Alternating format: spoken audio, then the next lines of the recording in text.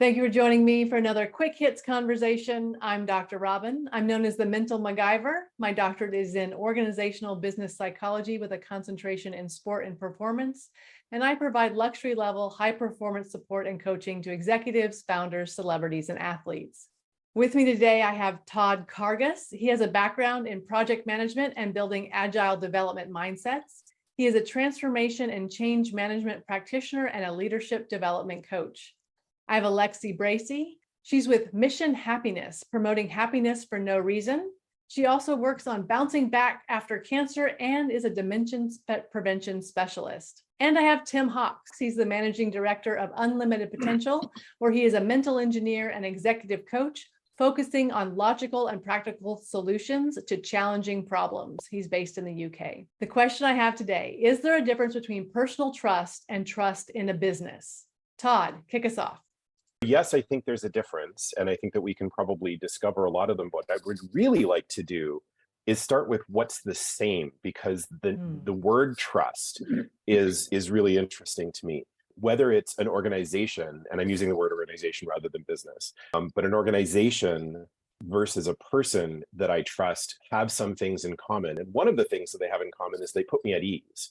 I don't have to be hypervigilant when I'm working with either an organization or an individual that I trust. I don't have to worry that they're going to do me harm. I think it's easy to come up with people that we can think of in those cases, but I think it might be a little bit more difficult when we think of organizations. If we think of commonly trustworthy organizations in people's lives, and the one that immediately comes to me is perhaps a church community. Well, what are the things that a community like that has in common with a trustworthy business?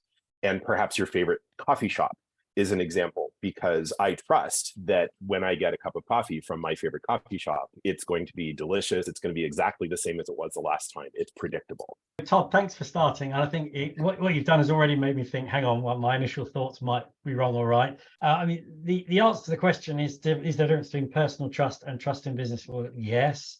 Having said that, as Todd says, there are a lot of consistencies. And I think consistency is the word we need to sort of look at here, which is, in my view, that trust is a feeling built up over time through consistent behavior that puts us in a psychologically safe space.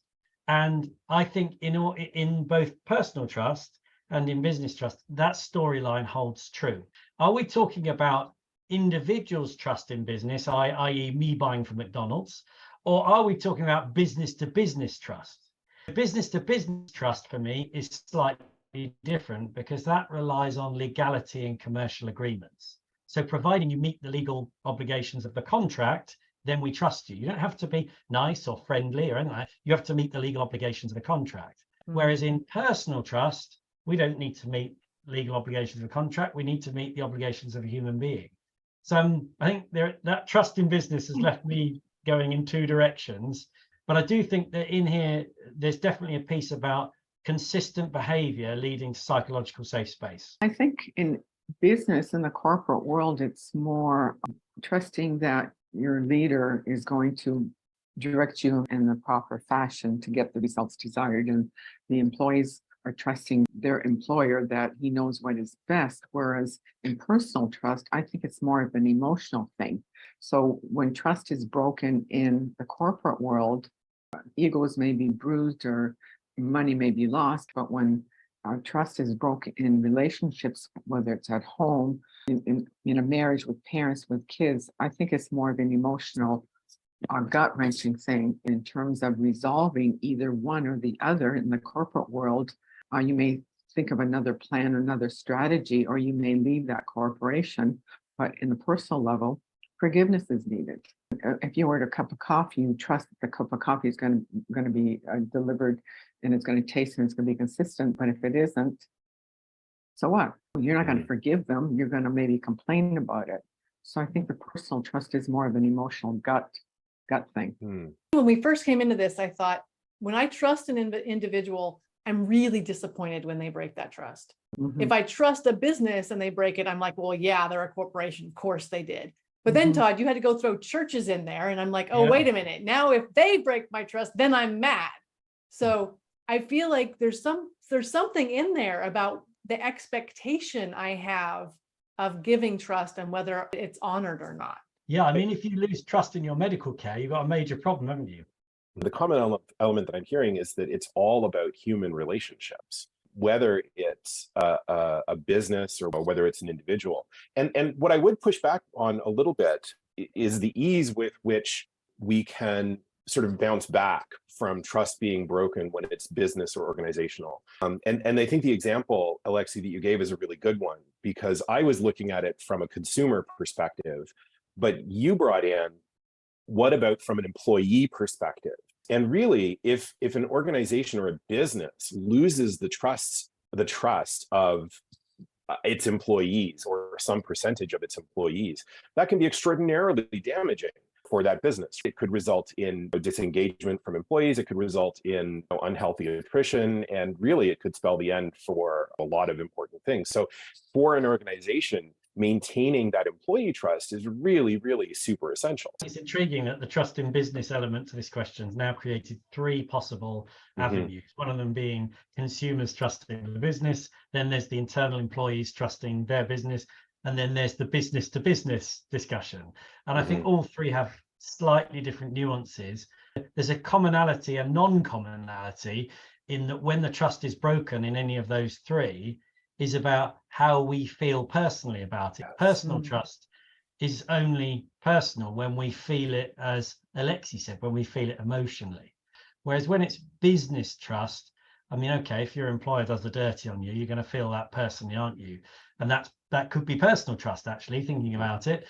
But when a company lets you down, as Robyn says, sometimes you might be like, well, I expected it. It was too good to be true anyway. But there's definitely an element of an answer in this question being around how I personally, viscerally are impacted by this breaking of trust. Can I just pop something in there? Because it's something that Robyn and Tim, you both brought it up. If a business lets me down, then I just kind of expected it, and whatever, it's no big deal. And what I would posit there is perhaps you didn't trust that business at all to start off with. I wouldn't say it's no big deal. I would say it's not unexpected. You expected it. Right. But if that's different. It is, but if you expect your trust to be broken, do you actually trust them? Yeah. Yeah. That's true. So there's a fourth trust in business, which is the generic, do I just trust business generally? Well, and is it trust if I have to use your services and I don't have a choice? Is that trust, or is that just, well, let's hope for the best? That's a good example. My dad always used to, whenever we went to buy a new car, we'd get into the dealership and he'd be angry before we even got in there. And I could never work out why. And it was because he hated car dealers. He just didn't like them. They were on the back foot before they'd even begun. That's a major failure of an industry, isn't it, in trust in that respect? I think there are a lot of industries like that, where the cable industry, car dealerships, the jewelry industry, where they're out to get you and you don't have a choice but to deal with them. And that, I think, has nothing to do with trust and just has to do with commodity. So let's circle back to the question, which was, what is the difference in the trust between what you do personally and what we've talked about pretty extensively in organizations or business? What's the difference? It's something to do with visceral reaction. The more we talk, the less I'm seeing a difference, to be honest. I think in corporations or businesses, it's about ethics, whereas on the personal level, it's your values. Say more about ethics versus values. An ethical company will do its best in all areas, educating their employees, doing the best for their customers, because they stand for a certain standard. Whereas on the personal level, when you betray a trust with a friend or your spouse, very often it could be as a result of an unresolved emotional issue from way back. There's another thing here, isn't there, which is if a business, let's do the personal to business, so I'm buying from McDonald's, for instance, or coffee, there are routes to, if you like, punish them. There are mechanisms in place, aren't there? You could put in a complaint, you could go to an ombudsman, you could, depending on what it was, you've got a route, haven't you? Whereas where it's personal trust, you're sort of left hanging. That is our 10 minutes. I'm going to cut us off there. Thank you so much for having this conversation about trust. I think it was so hard, and I'm so thankful you all had it with me. I look forward to speaking to you all again very soon.